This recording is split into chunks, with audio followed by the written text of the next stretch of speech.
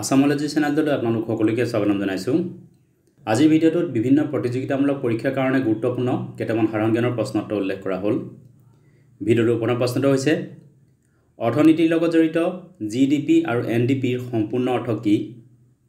উত্তৰ জিডিপিৰ ফুল ফৰ্ম হ'ল gross domestic product আৰু এনডিপিৰ ফুল ফৰ্ম হ'ল নেট ডমেষ্টিক প্ৰডাক্ট।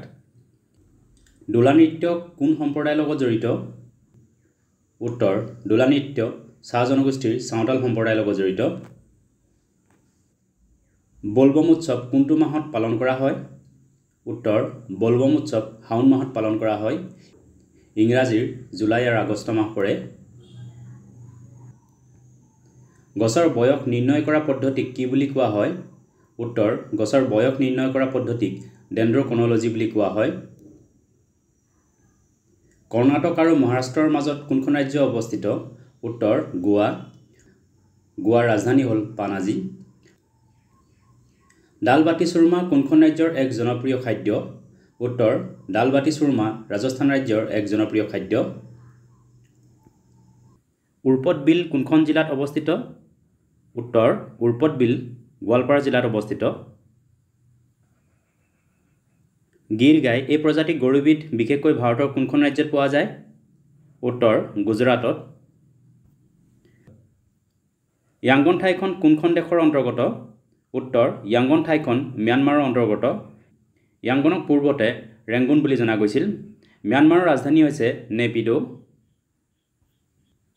কোনখন দেশৰ সৈন্যবাহিনীক চমুকৈ PLA বুলি জনা যায়? উত্তৰ চীনৰ সৈন্যবাহিনীক চমুকৈ PLA বুলি জনা যায়। PLAৰ ফুল ফৰ্ম হ'ল পিপুলছ লিবাৰেশ্যন আৰ্মি। চীনৰ ৰাজধানী হৈছে বেইজিং। ক্ৰনা কোনখন দেশৰ মুদ্ৰাক কোৱা হয়? উত্তৰ ছুইডেনৰ মুদ্ৰাক ক্ৰনা বুলি কোৱা হয়। ছুইডেনৰ ৰাজধানী হৈছে ষ্টকহোম। অসমীয়া অভিধান হেমকোষৰ প্ৰণেতা কোন? উত্তৰ হেমচন্দ্ৰ বৰুৱা।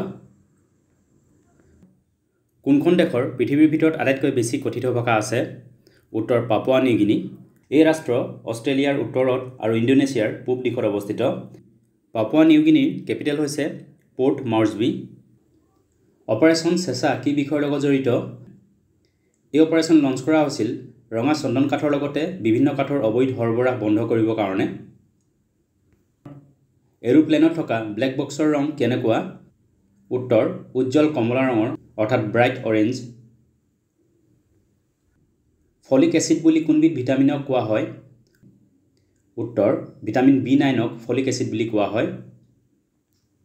হিন্দী চলচ্চিত্ৰ উদ্যোগৰ হৃদপিণ্ড বুলি ভাৰতৰ কোনখন ঠাইক জনা যায়? উত্তৰ মুম্বাই। মুম্বাই হৈছে মহাৰাষ্ট্ৰৰ ৰাজধানী। তীৰ্থস্থান পৰশুৰাম কুণ্ড কোনখন ৰাজ্যত অৱস্থিত? উত্তৰ অৰুণাচল প্ৰদেশত। এইকেইটা আছিল কেইটামান গুৰুত্বপূৰ্ণ জিকে। ভিডিঅ'টো চোৱাৰ বাবে ধন্যবাদ। যদি ভিডিঅ'টো ভাল লাগিলে লাইক কৰিবলৈ লগতে চেনেলটো ছাবস্ক্ৰাইব কৰি ল'বলৈ অনুৰোধ জনালোঁ। ধন্যবাদ।